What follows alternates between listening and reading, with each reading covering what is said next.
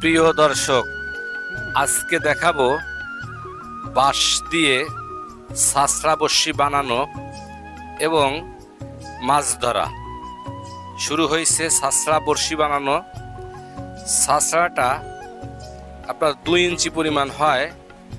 এই ছাছড়া বড়শিটা চাপ দিলে ভাঙবে না, আবার মাছের গলার ভিতরে গাইতে যাবে। এই দেখেন,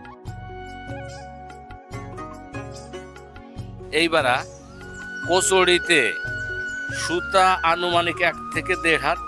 এটা সাধারণত পানির গভীরতা বুঝেই সুতোটা দেওয়া হয়।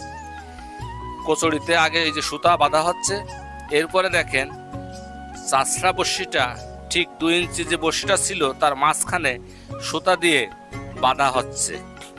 এখানে 150 বড়শির প্রস্তুতি চলতেছে। আমরা এবারা চলে যাব ডাঙায় ফড়িং ধরতে। এই ফড়িংগুলো দিয়ে ওই যে ছাছড়া বড়শি, ওই ছাছড়া বড়শিতে আমরা গাঁথবো। ওটাও আপনাদেরকে দেখাবো। আপাতত দেখতে থাকেন যে কিভাবে আমরা জমি থেকে ফড়িং সংগ্রহ করি। এই ফড়িং সংগ্রহ করে যে কাটার প্রস্তুতি চলতেছে।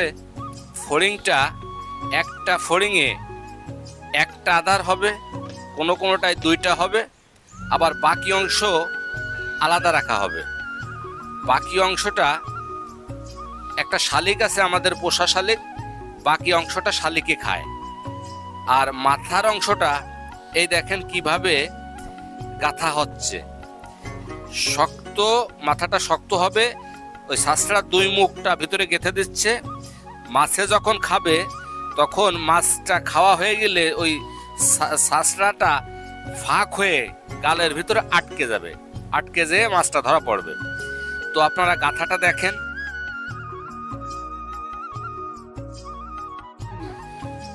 বড়শিতে ফড়িং গাঁথা শেষ। এবার আমরা মাছ ধরার উদ্দেশ্যে রওনা হলাম। ডাঙার দিকে রওনা হলাম। ডাঙার ভিতরে যাচ্ছি, অনেক পথ।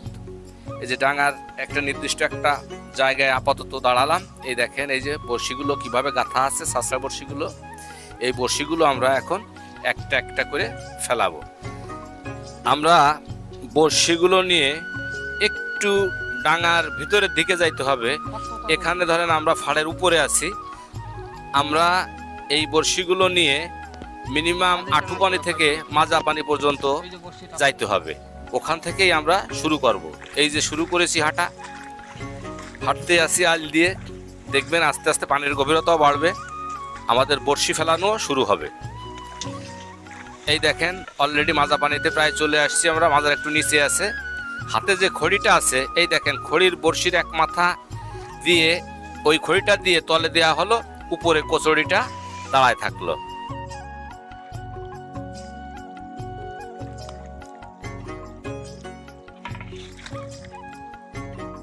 এইভাবে আমরা 1 থেকে 150 বড়শি পাতবো।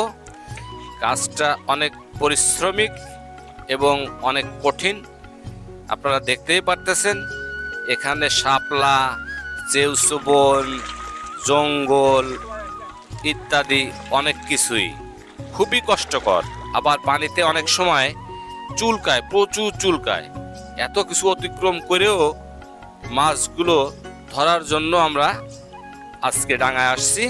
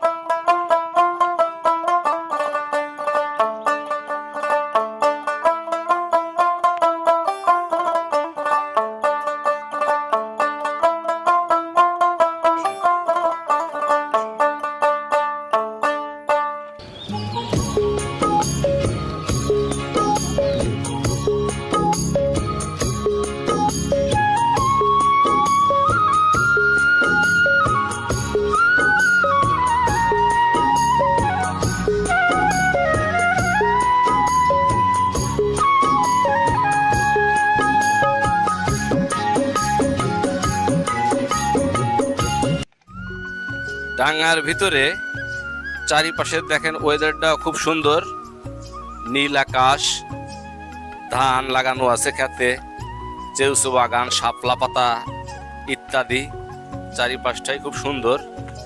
এই এখন আমরা নির্দিষ্ট একটা স্থানে বসবো। বর্ষিটা প্রায় 2 থেকে 3 ঘন্টা পাতা থাকবে।